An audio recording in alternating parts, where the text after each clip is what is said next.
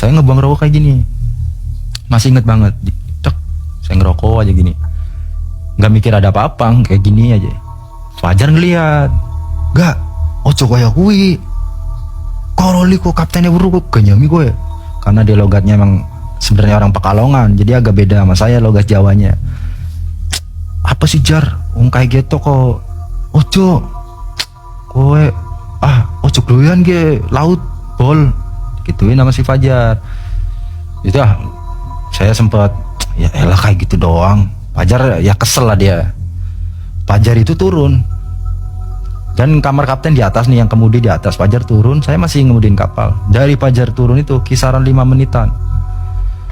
Kan dari jarak saya kan ada kayu nih Mang. Saya ngeliat itu ada yang nengok dari kayu. Jadi modelnya kayak kayu jati kayak gitu. Terus ada bambunya juga nempel. Itu kayak pertama pikiran saya itu kayak bendera kena air laut. Jadi kayak lepek gitu Mang. Gini aja. Apaan itu? Karena samar-samar gelap kan. Jadi nggak bener-bener ngeliat pure itu apaan. Pertama saya ngeliat apa sih gitu. Jadi nengok lagi begini. 2 kali nengok, saya mulai terfokus nih Mang. Jadi kayak nunggu dia beneran kayak gini, itu beneran bendera atau bukan. Pas posisi saya lagi ngepasing ini kan deket kaca nih. Jadi saya agak kedepanan kayak gini. Itu pas nengok kayak gini Mang. Itu mukanya tuh korengan. Jadi di sebelah kanan tuh muka kayak Chinese, agak cabi. Pas dia full kayak gini itu koreng semua. Di situ saya kaget, saya puterin kapal. Wah, kapal itu muter Mang. Orang yang di depan itu jatuh. 2 kapal oleng. Itu kalau ditabrak ombak ke samping, kelar Mang. ABK yang di belakang nih, kan pembatasnya lempeng nih. Yang pada di belakang kayak si Kebo atau yang lain lah, ABK yang lain. Geprak tuh lempeng. Pembatas antara kamar ABK sama kamar kapten dikeprak. Lah, siapa nih yang layaran gitu. 1:30 itu kapten keluar. Jadi turun dari kamar ke belakang, nepok saya gini. Cegagan kelamun nenggene. Sing ngilang. Mancing. Jadi disuruh jangan banyak lamun, suruh naik masuk tidur gitu. Saya tidur, tiba-tiba itu ya kisaran 15 menit atau 20 menitan itu Mang. Tiba-tiba saya itu bangun di antara pepohonan, ya hutan pinus kayak gitulah, tinggi-tinggi. Lah, ini di mana? Ini sekeliling itu pohon semua. Saya lagi bengong, tiba-tiba dari belakang ada yang manggil. Mas. Belum sempat saya noleh, panggilan ketiga megang tangan saya. Mas, lagi ngapain di sini? Seperti nyata ya? Nyata, dan saya sadar kalau saya kan tidur di kapal. Saya nanya ke dia juga kayak gitu. Saya juga nggak tahu Mbak. Perasaan kan saya tadi di kapal, kok di sini? Udah ikut aja. Sosok ceweknya seperti apa? Sosok ceweknya itu cantik, cabi, pakai kemben, dan kayak apa ya, kalau orang lahiran itu apa kayak namanya kain kayak gitu loh, kain batik gitu kalau orang mau lahiran.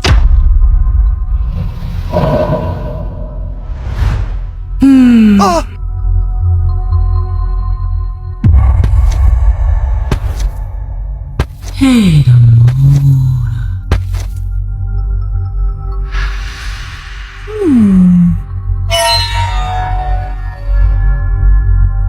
Saya ngeliat pertama ke dalam itu ya kayak apa ya, kayak desa-desa zaman dulu gitu lah. Jalan ngikutin dia. Jadi ini yang pertama lihat saya itu di sebelah kiri itu ada rumah panggung tuh panjang. Sama ada nenek-nenek sama anak kecil telanjang baju, ada 2. Terus salah satunya tuh ada yang make kayak kalung hitam cuma di tengah-tengahnya kotak gitu loh, hitam kotak. Besoknya saya ngomong Pak Dep, ngebuang abu rokok ke patung Dekuan In. Kedua saya masak nasi goreng di Kalimantan. Wah, dibacotin dong lah, segala macem gitu. Saya nerima. Saya sempat ngomong juga, yaudah Cap, saya balikin duit 4 juta, anterin saya ke Jakarta. Udah saya kerja dari kemarin gak usah dibayar, gak apa-apa. Gak bisa, emang gampang ini Kalimantan. Perjalanannya ke Jakarta berapa buat nganterin kamu doang. Manggil yang lain, Sol itu ngangkat jangkar Mang. Dia turun, ngangkat jangkar ke pulau tersebut Mang.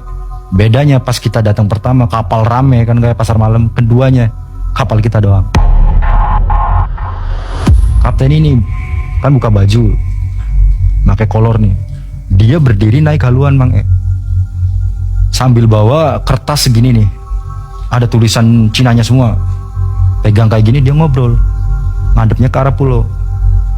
Cuma ada suaranya tapi nggak ada sosoknya. Suaranya ada, perempuan, tapi nggak jelas dia ngomong apa nih perempuan ini, tapi nggak ada sosoknya.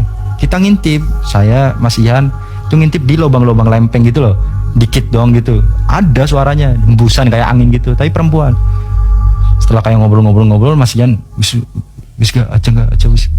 Disebar itu kuning-kuning, kertas kuning ada gambar Cinanya, tulisan Cina warna merah, dibuang. Nggak tahu ritual apa, saya nggak paham kan. Setelah itu alhamdulillah emang kejadian ke saya udah nggak pernah. Terus dia ngomong, tulisin nomor, ntar kalau saya nggak ada apa-apa, nggak ada umur, kamu teleponin ini. Apaan sih Twin, jangan ngomong kayak gitu. Terus saya tidak kuat, enggak. Wah, ini bentar lagi nih, 3 hari lagi kita balik ke Jakarta, lu katanya pengen main kesini. Saya bilang gitu Mang Enggak kuat. Cemen saya coba kuatin dia gitu loh.